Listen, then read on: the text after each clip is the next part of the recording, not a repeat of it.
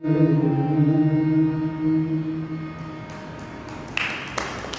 पर आसीन हमारे बहुत ही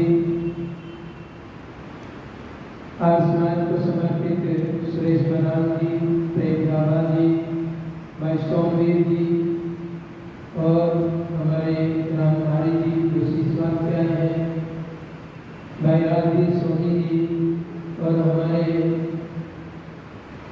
गोपाल जी और उनका परिवार माता जी मेरे इस कार्यक्रम को बहुत ही पूरे देश में प्रसारित करते हैं।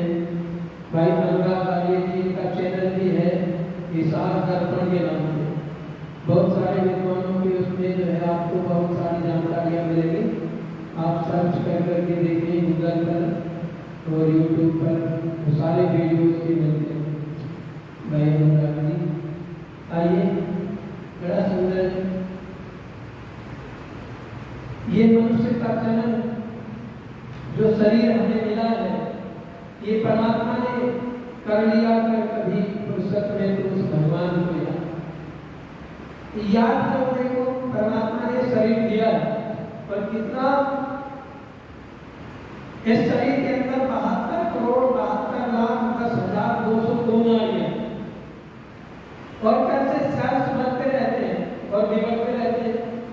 और हम यदि पॉजिटिव सोचते हैं तो हमारे शरीर की बॉडी में पॉजिटिव सेल बनते हैं और नेगेटिव सोचते हैं तो नेगेटिव सेल बनते हैं। तो ये सेल का कर्म चलता रहता है।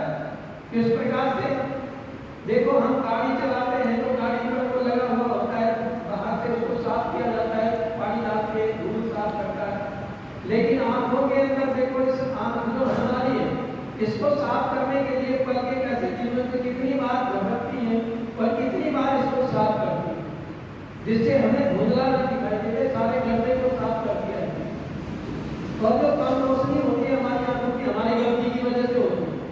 नहीं तो परमात्मा ने इतना बढ़िया दिया है आंखों को, कितना बढ़िया बनाया है। आंख है तो जहान है, वरना मनुष्य पत्थर के समान है। पूछो उनसे जिनको आंख नहीं है आंख की कीमत क्या होती है। कुछ लोग कहते हैं परमात्मा तूने हमें कुछ दिया ही नहीं। एक दिन एक व्यक्ति ने कहा परमात्मा भी कोई नहीं है, निराकार न्यायकारी नहीं है, ना दयालु है। देखो कितने बड़े बड़े लोगों को बनाया, धनाढ्य बना दिया, कितना धन के पास है और हम पूरा दिन मजदूरी करते हैं तब भी एक टाइम की रोटी जुटा पाते हैं। मैंने कहा परमात्मा ने सबूत दिया है, आनंद दिया है, तुझे नींद दी है। नींद कितनी कीमती है। लोग गोली खा खा करके, दवाई खा खा करके नींद लेते हैं और तू तो शाम को जब जाता है रोटी दो रोटी खा करके रुकी सुखी जब अपनी चारपाई पर लेट जाता है, तुझे पता नहीं रहता सुसुप्ति अवस्था में कितने आनंद के साथ में सोता है। लेकिन जितना धन जिन लोगों के पास उनकी तुलना करता है उनको सुख नहीं है, चैन नहीं। एक लाला जी थे, बड़ा धन कमाते, वो धन जोड़ जोड़ करके रख रहे थे। जब भी 100 का नोट बन गया तो लाला नहीं पूरा करना है, 500 का बना दिया, फिर 1000 का बना दिया, 2000 का, इस तरह से जोड़ता ही रहा। खाने में बस थोड़ा बहुत कभी चटनी से खा लिया, कभी कहते उसके पड़ोसी मजदूर था, उसकी हवेली के नीचे उसकी झोपड़ी थी। बच्चे बड़े आनंद से गीत गाते थे, पत्नी भी रोज 2-2 सब्जियां बनती थी खूब प्रकार से, कभी खीर बन रही है, कभी हलवा बन रहा है।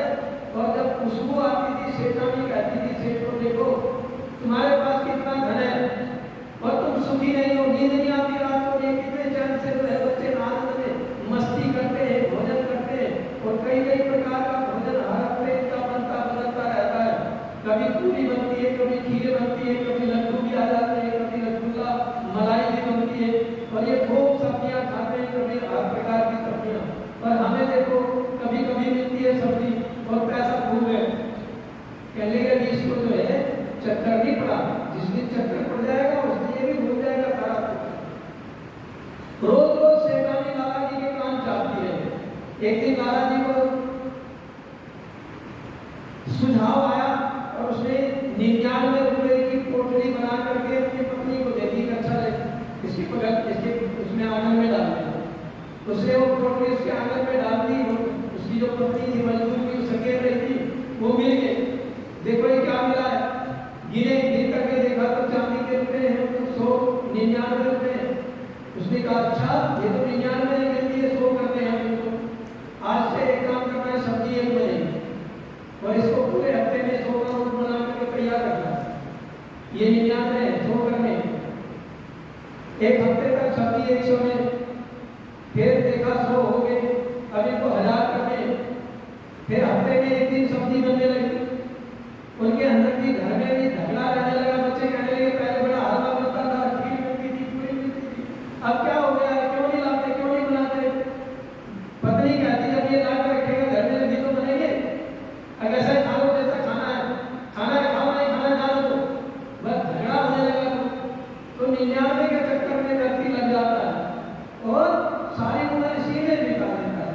आओ हम अपने वर्तमान को आनंद में जिए, सुखपूर्वक जिए, अपने जो क्षण है वर्तमान के उन क्षणों को हम बड़े उल्लास के साथ में जिए, और जिएंगे तो उल्लास ही रहेगा, क्योंकि जैसा बोलता है व्यक्ति वैसा ही काटता है। आइए बड़ा सुंदर गीत लिखा है नंदा सिंह जी ने।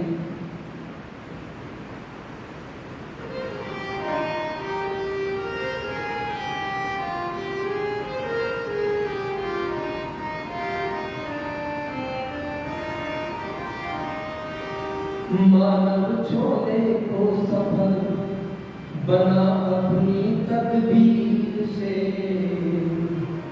आखिर कोई रहना चाहे सिवा तकदीर से। दो चीजें, एक तकदीर है और एक तदबीर है।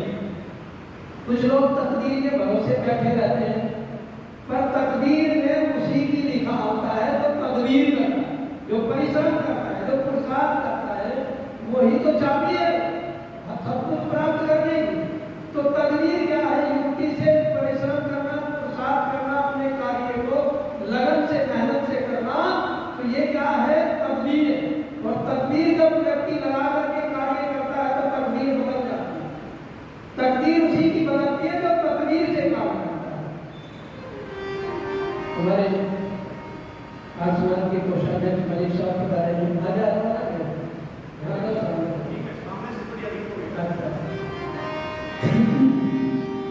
मानव चोले को सफल बना अपनी तकदीर से, आखिर कोई रहना चाहे सिवा तकदीर से, आखिर कोई रहना चाहे सिवा तकदीर से। मानव चोले को सफल बना अपनी तकदीर से, आखिर कोई रहना चाहे सिवा तकदीर से, आखिर कोई रहना चाहे सिवा तकदीर से। संतों का संग करके भक्ति में रंग करके,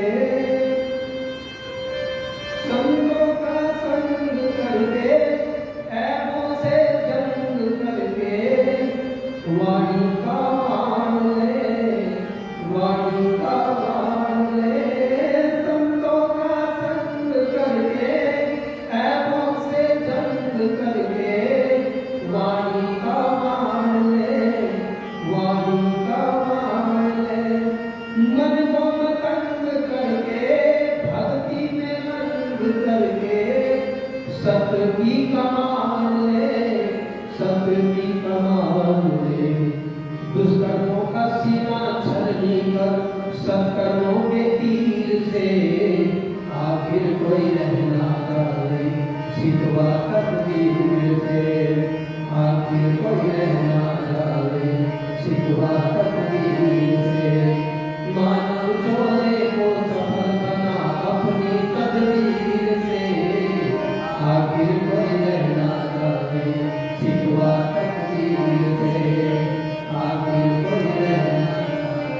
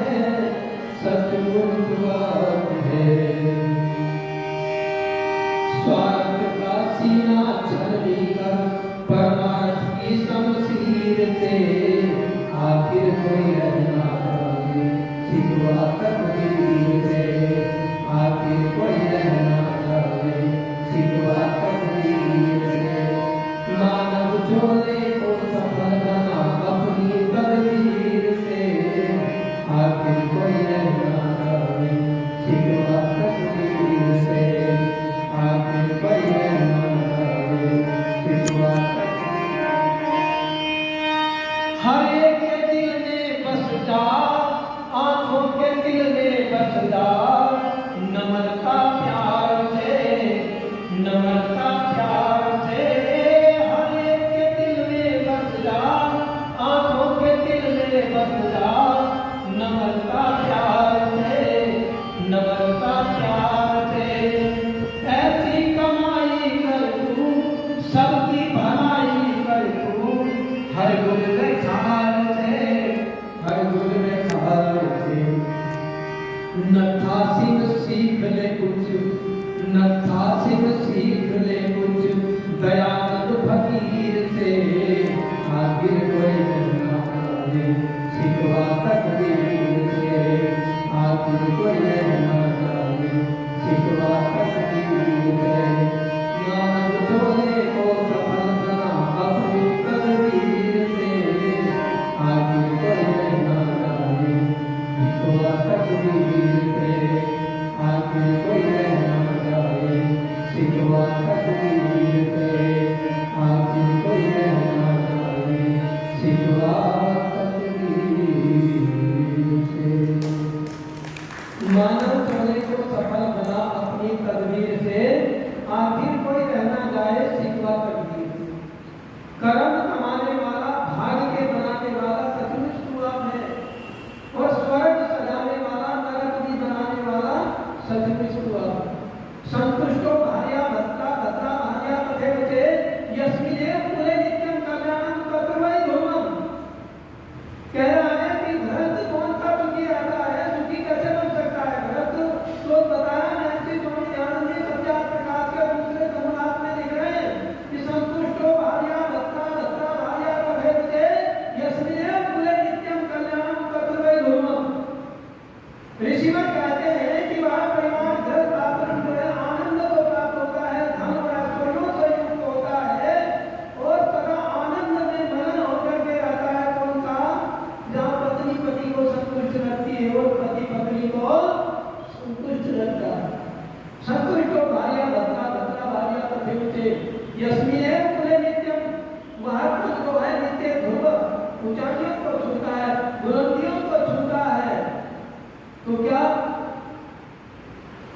हम ऐसा करते हैं अपने गृहस्थ को श्रेष्ठ बनाते नरक बनाने वाला स्वर्ग सजाने वाला और नरक भी बनाने वाला सचमुच हुआ यदि घर में वितंडा है झगड़ा है पति और पत्नी के विचार नहीं मिलते तो आगे संतान के भी नहीं मिलेंगे संतान के साथ में भी उठा पटक रहेगी तो क्या घर स्वर्ग बनेगा नहीं बनेगा इसलिए घर को स्वर्ग बनाना है सुखों का साधन बनाना है तो बनेगा तभी जब हम वेद के अनुसार अपने जीवन को चलाएं ऋषियों का मंतव्य है उसको हम अपने जीवन में धारण करेंगे तभी हम जो है गृहस्थ आश्रम को श्रेष्ठ आश्रम आनंद का आश्रम बना स्वर्ग सजाने वाला नरक बनाने वाला सचमुच हुआ तो ये मनुष्य के अपने हाथ